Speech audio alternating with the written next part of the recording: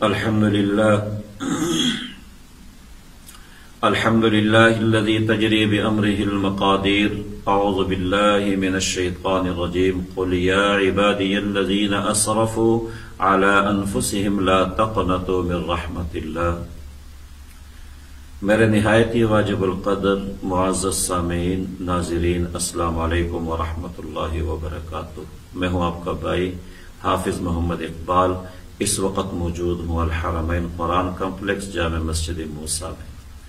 میری دعا ہے کہ اللہ رب العزت تمام چاہنے والوں کو، تمام دوستوں کو رمضان کی سعادتیں، برکتیں سمیٹنے کی توفیق عطا فرمائے. اللہ رب العزت نے اس بابرکت مہینے میں، اس عظیم الشان اور مبارک مہینے میں اپنے بندوں کے لیے جو مغفرت رکھی ہے، رحمتیں رکھی ہیں، برکتیں رکھی ہیں، صحیح معنوں میں ہمیں ان برکتوں کو سمیٹنے کی اور حاصل کرنے کی توفیق عطا فرمائے.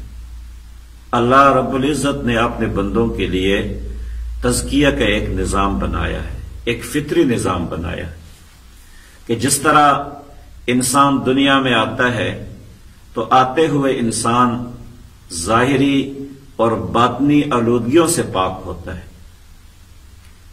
اس کا دل بھی شیشے سے زیادہ شفاف ہوتا ہے. کدورتوں سے، کینے سے، بغض سے، بخل سے اور نفرتوں سے اس کا دل پاک ہوتا ہے.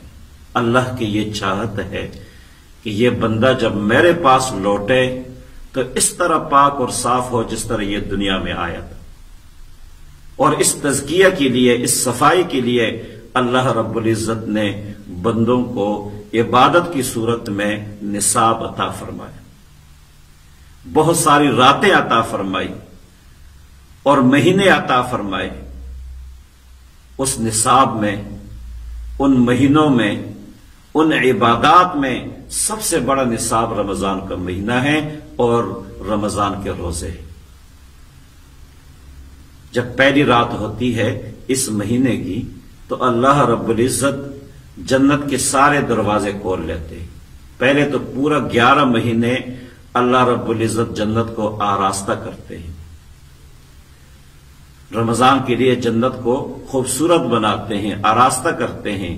اور پھر جب رمضان کا مہینہ شروع ہوتا ہے تو جنت کے سارے دروازے اپنے بندوں کے لیے کھول لیتے ہیں تاکہ یہ بندے اعمال کے ذریعے، مجاہدے کے ذریعے جنت میں جانے کے حقدار بن جائے. اور جنت میں جانے کے لیے یہ ضروری ہے کہ بندہ پاک اور صاف ہو. ظاہری اور باطنی کدورتوں سے انسان پاک اور صاف ہو، تب جا کے یہ جنت میں داخلے کا حقدار بنتا ہے. جہاں جنت کے دروازے کھول دیے جاتے ہیں وہاں پہ جہنم کے دروازے بند کر دیے جاتے ہیں، شیاطین کو قید کر دیا جاتا ہے. اور یہ سوال بھی آپ کے ذہن میں آئے گا کہ جب شیاطین قید ہوتے ہیں، جگڑے ہوئے ہوتے ہیں، تو پھر ہمارے گرد و پیش میں لوگ گناہ کیوں کرتے ہیں رمضان کے مہینے میں؟ پھر کیوں اللہ کی نافرمانی کرتے ہیں؟ یہ بھی حکمت کی بات ہے. اللہ یہ بتانا چاہتے ہیں اس مہینے میں، اس مہینے کے ذریعے اپنے بندوں کو یہ پیغام دینا چاہتے ہیں اور یہ دعوت فکر دینا چاہتے ہیں کہ اے میرے بندے، اس مہینے میں تو یہ بھی دیکھ لیا کر کہ تیرے کرتوتوں میں تیرا اپنا کتنا حصہ ہے اور شیطان کا کتنا حصہ ہے. اس مہینے میں تو شیطان قید ہوتے ہیں، پھر بھی نافرمانی کرتا ہے، تو یہ سوچ لیا کر کہ تیرے کرتوتوں میں شیطان کا کتنا حصہ ہے اور تیرا اپنا کتنا حصہ ہے. تو عرض یہ کر رہا تھا کہ اس نصاب میں، اس فطر نصاب میں جو اللہ رب العزت نے اپنے بندوں کو تزکیہ کے لیے اور صفائی کے لیے عطا فرمایا، اس نصاب میں سب سے بڑا نصاب رمضان کا مہینہ اور رمضان کے روزے ہیں. اس مہینے میں بندہ اپنے صفائی کرتے کرتے اللہ کا قرب حاصل کر لیتا ہے، اللہ کا قریب ہو جاتا ہے. موسیٰ علیہ السلام نے اللہ سے پوچھا، وَكَلَّمَ اللَّهُ مُوسَىٰ تَكْلِيمًا، میں تو آپ سے گفتگو کرتا ہوں، تو مجھ سے بھی آپ کے قریب کوئی ہوگا؟ تو اللہ رب العزت نے فرمایا، ہاں، آخری امتی امام الانبیاء صلی اللہ علیہ وسلم کے امت کے مسلمان مومن لوگ جب روزے سے ہوں گے، بھوک کی وجہ سے ان کا پیٹ خالی ہوگا اور پیاس کی وجہ سے ان کے ہونٹ خشک ہو چکے ہوں گے، اس حال میں وہ میرے اتنے قریب ہو جاتے ہیں کہ ان کے اور میرے درمیان ایک پردہ رہ جاتا ہے۔ میرے اور آپ کے درمیان تو 70 پردے ہیں، اور جب یہ روزہ رکھتے ہیں رمضان کے مہینے میں، پورا دن بھوکے رہتے ہیں، پیاسے رہتے ہیں، تو یہ میرے اتنے قریب ہو جاتے ہیں کہ میرے اور ان کے درمیان ایک پردے کا فاصلہ رہ جاتا ہے۔ تو آپ خود اندازہ فرمائیں کہ رمضان المبارک اللہ کے قرب کا مہینہ ہے۔ روزہ رکھ کر انسان اللہ کا قرب حاصل کرتا ہے، اللہ کی خوشنودی حاصل کرتا ہے۔ اس لیے آقا صلی اللہ علیہ وسلم نے فرمایا، اللہ رب العزت فرماتے ہیں کہ الصوم لی، روزہ میرے لیے ہے اور اس کا اجر آپ نے بندوں کو میں عطا فرماؤں گا۔ حج کے بارے میں یہ نہیں فرمایا، نماز کے بارے میں یہ نہیں فرمایا، دیگر عبادات کے بارے میں یہ نہیں فرمایا، صرف روزے کے بارے میں فرمایا کہ روزہ میرے لیے ہے اور اس کا اجر آپ نے بندوں کو میں عطا فرماؤں گا۔ یہ اتنا بڑا عمل ہے کہ اللہ رب العزت نے فرمایا کہ اس کا اجر کوئی اور نہیں دے سکتا، اس کا اجر میں عطا فرماؤں گا۔ حضور آقا صلی اللہ علیہ وسلم نے روزے دار کے بارے میں فرمایا کہ ان کی دعا رد نہیں ہوتی، 3 بندوں کی دعا رد نہیں ہوتی۔ ایک تو عادل کی دعا رد نہیں ہوتی، عدل کرنے والے کی، ظالم کی دعا قبول نہیں ہوتی۔ وہ بے شک کعبے کے اندر بیٹھ جائے، بے شک وہ اعتکاف میں ہو، چاہے وہ مسجد میں ہو، کوئی بھی عمل کرے، ظالم کی دعا قبول نہیں ہوتی۔ ایک عادل کی دعا رد نہیں ہوتی، ایک مظلوم کی دعا رد نہیں ہوتی، اور ایک روزہ دار کی دعا افطاری کے وقت اللہ رد نہیں کرتے۔ اس لیے ہمیں اس مہینے میں اپنے رب سے مانگنا چاہیے، اور اسی سے مانگنا چاہیے، مسلسل مانگنا چاہیے۔ ہمارا المیہ یہ ہے، ایک تو ہمیں دعا مانگنے کا طریقہ ہی نہیں آتا، یوں ہی ہاتھ اٹھا دیتے ہیں اور بھاگ جاتے ہیں۔ ایسے تو دنیا والے بھی نہیں دیتے۔ آپ نے دیکھا ہے یہ جو بھیک مانگنے والے آتے ہیں، وہ مستحق ہے یا نہیں وہ الگ مسئلہ ہے، لیکن وہ کیا کرتے ہیں؟ آپ کی تعریف کرتے ہیں، کبھی کہتے ہیں حاجی صاحب، آپ کو دعائیں دیتے ہیں، عاجزی کرتے ہیں، اور کرتے کرتے کوئی نہیں بھی دینا چاہتا وہ بھی دے دیتا ہے۔ اس مانگنے والے کی آہوزاری دیکھ کر، عاجزی دیکھ کر، تو دنیا والے بھی یوں نہیں دیتے، اور ہم اللہ سے یوں دعا کر لیتے ہیں، اٹھ کے بھاگ جاتے ہیں، تو پھر ہم کہتے ہیں ہماری دعا قبول نہیں ہوتی۔ پہلے تو ہم مانگنے کا اللہ سے ڈنگ سیکھیں، کیسے مانگا جاتا ہے۔ حضور آقا صلی اللہ علیہ وسلم کئی گھنٹے مسلسل اللہ سے مانگتے تھے، اور اللہ سے مانگتے ہوئے عاجزی کرنی چاہیے، اللہ کے سامنے رونا چاہیے۔ ابکوا فإن لم تبکوا فتباکوا، روئے اللہ کے سامنے، اور اگر رونا نہیں آتا تو رونے والی شکل بنا لیں، رونا نہیں آتا تو رونے والی شکل بنا لیں، اور رونے سے اللہ بہت زیادہ خوش ہوتے ہیں۔ ایک قطرہ جو آنسو کا گرتا ہے ندامت کی وجہ سے، بندے کے اندر ندامت بھی ہونی چاہیے، ندامت بھی بڑی چیز ہے۔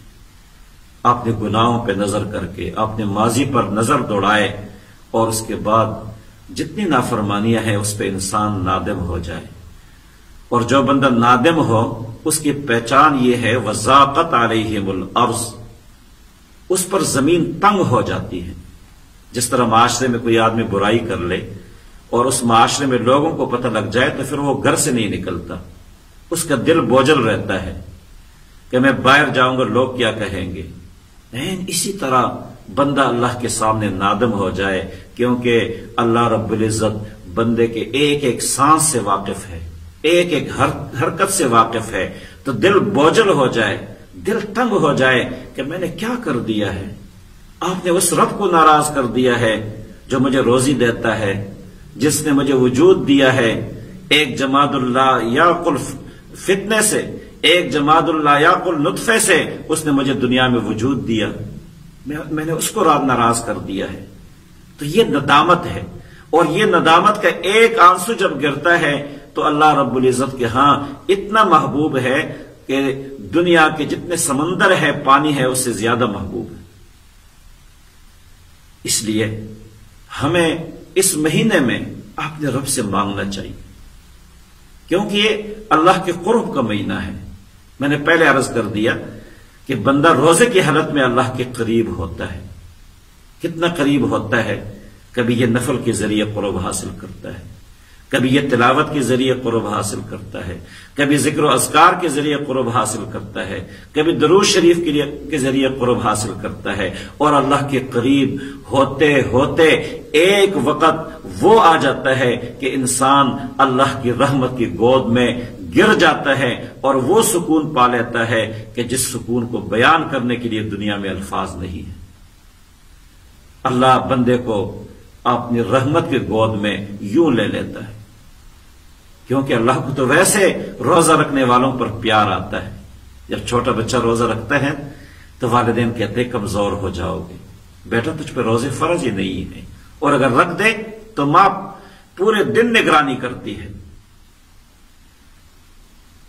اور اللہ رب العزت 70 ماؤں سے بھی زیادہ محبت کرنے والے، 70 ماؤں سے بھی زیادہ، کہ ایک بندہ بھوکا ہے، پیاسا ہے، اللہ کو کتنا پیار آتا ہوگا ایسے بندے پر، اللہ کا کتنا قرب اس کو مل چکا ہوگا بھوک کی حالت میں، پیاس کی حالت میں۔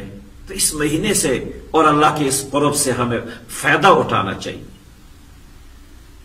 اللہ کی رحمتوں کے حصول کے لیے ہمیں جدوجہد کرنی چاہیے، اور ہم اپنے آپ کو اللہ کی رحمت کے مستحق بنا لیں۔ یوں تو رحمتیں نہیں ملتی ہیں، یوں اللہ کا قرب حاصل نہیں ہوتا۔ بندہ اپنے آپ کو مستحق بناتا ہے۔ دنیا میں اگر کسی سے کام پڑ جائے، کسی سے مفادات وابستہ ہو تو کیا کرتا ہے؟ کوشش کرتا ہے کہ اس کو ناراض نہ کروں، اس کے من اور مزاج کے مطابق کام کرتا ہے، گفتگو کرتا ہے کہ مجھے اس بندے کا قرب مل جائے، کیونکہ مفادات وابستہ ہوتے ہیں۔ اور اللہ رب العزت کا قرب یوں مل جائے یہ تو ممکن نہیں ہے۔ ہم وہ کام نہ کریں جس سے اللہ کی ناراضگی ہو۔ عام طور پہ صبح سے لے کے شام تک ہم بھوک تو برداشت کر لیتے ہیں، پیاس برداشت کر لیتے ہیں، اور دوسری طرف جو ہماری عادات ہیں، جو اللہ کی نافرمانیوں کا تسلسل ہے، وہ بھی جاری رہتا ہے۔ اس لیے ہمارے روزے کا اثر زائل ہو جاتا ہے، ہماری دعائیں بھی بے اثر ہو جاتی ہے، قرآن پڑھنا بھی بے اثر، تلاوت کرنا بے اثر، ذکر و اذکار بے اثر، اور تراویح پڑھنا بھی بے اثر۔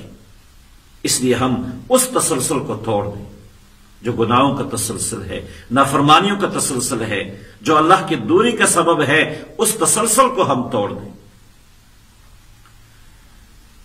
تب جا کے ہم رمضان کی برکتوں سے صحیح معنوں میں مستفید ہو سکیں گے۔ دیکھو نا، آپ گاڑی میں جا رہے، گرمی کا موسم ہے، ایئر کنڈیشن لگا ہوا ہے، اور دوسری طرف آپ کھڑکیاں کھول دیں تو کیا ہوگا؟ ٹھنڈک کا اثر زائل ہو جائے گا۔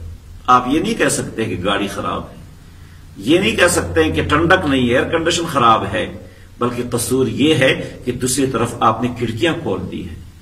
ہم ایک طرف روزہ بھی رکھ رہے ہیں، تلاوت بھی کرتے ہیں، ذکر و اذکار بھی کرتے ہیں، تراویح بھی پڑھتے ہیں، اور دوسری طرف ہم نے نافرمانیوں کی کھڑکیاں کھولی ہوئی ہیں، جس سے ہماری عبادات کا اثر زائل ہو جاتا ہے۔ تو اس لیے دوستو گزارش یہ ہے کہ اس مہینے کے 6 دن گزر گئے، ان 6 دنوں میں ہم اپنا محاسبہ کر لیں۔ من صام رمضان و احتسابا غفر له ما تقدم من ذنبه، احتساب کر لیں ان 6 دنوں کا اپنی زندگی کا۔ کیا ہم اللہ کی رحمت کے مستحق بنے ہیں؟ کیا ہم نے اتنا مجاہدہ کر دیا ہے؟ کیا ہم نے اتنی تلاوت کر دی ہے؟ کیا ہم نے اللہ سے توبہ استغفار کر لیا ہے؟ کیا ہم نے اللہ سے مانگ لیا ہے؟ کیا ہم نے درود شریف کے ذریعے اور مجاہدے کے ذریعے اللہ کا قرب حاصل کر لیا ہے؟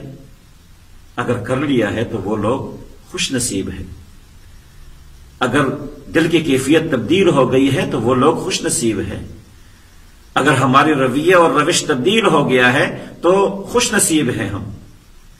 اگر ایسے نہیں ہے، جس طرح ہمارا دل پہلے سے تھا اسی طرح ہے، کوئی کیفیت تبدیل نہیں ہوئی، جس طرح ہماری روحانی کیفیت پہلے سے چلا آ رہا تھا اسی طرح ہے، اور جس طرح ہمارے اعمال پہلے سے تھے اسی طرح ہیں، جس طرح ہمارا رویہ، روش اور سوچیں پہلے تھی آج بھی وہی ہے، تو سمجھ لو کہ ہم نے رمضان کے مقصد کو نہیں پایا، ہم نے یہ دن ضائع کر دیے ہیں۔ اللہ نے جو ہمیں رحمتیں عطا فرمائی تھی اس مہینے کی صورت میں، برکتیں عطا فرمائی تھی، وہ ہم نے ضائع کر دی ہے، اس کو حاصل کرنے میں ہم ناکام ہیں۔ اس لیے دوستو معلوم نہیں اگلے سال ہمیں یہ دن ملتے ہیں یا نہیں ملتے۔ کتنے لوگ ایسے تھے جو پچھلے سال تھے اس سال نہیں ہیں، جو اللہ نے ہمیں یہ گھڑیاں عطا فرمائی ہے، یہ مہینہ عطا فرمایا ہے، اس مہینے سے ہم فائدہ اٹھائیں، اپنے نفس کو تبدیل کر دیں، اپنے رویوں کو تبدیل کر دیں، اور جس طرح اللہ رب العزت کی چاہت ہے اور جس کام کے لیے اللہ رب العزت نے یہ مہینہ، یہ نصاب عطا فرمایا ہے کہ جس طرح بندہ پاک اور صاف ہو کر دنیا میں آیا تھا اسی طرح پاک اور صاف ہو کر یہ دنیا سے جائے، اس کے لیے اللہ رب العزت نے یہ مہینہ عطا فرمایا۔ تو کیا ہم نے اپنی نفس کی صفائی کر دی ہے؟ کیا ہمارا من صاف ہو چکا ہے؟ کیا ہمارا دل صاف ہو چکا ہے کدورتوں سے، نفرتوں سے، بخل سے، کینے سے، بغض سے، دوسروں کے لیے انتقامی جذبات سے ہمارے دل پاک ہو چکے ہیں؟ اگر پاک ہے تو یقیناً آپ کامیاب ہیں، یہ مہینہ بھی مبارک ہے۔ اور اگر ایسے نہیں ہے تو ہمیں سوچنا چاہیے، ایک بار نہیں 1000 بار سوچنا چاہیے کہ ہم نے آئندہ کیا کرنا ہے جو دن ہمارے پاس باقی ہے۔ جزاکم اللہ خیرن، احسن الجزا۔ یوٹیوب پہ ہمارا چینل الحرمین، تمام احباب اس کو سبسکرائب کریں، اس کو لائک کریں، ویڈیوز شیئر کریں اور بیل آئیکن کو ضرور دبائیں تاکہ ہماری اچھی ویڈیوز آپ تک پہنچ سکیں۔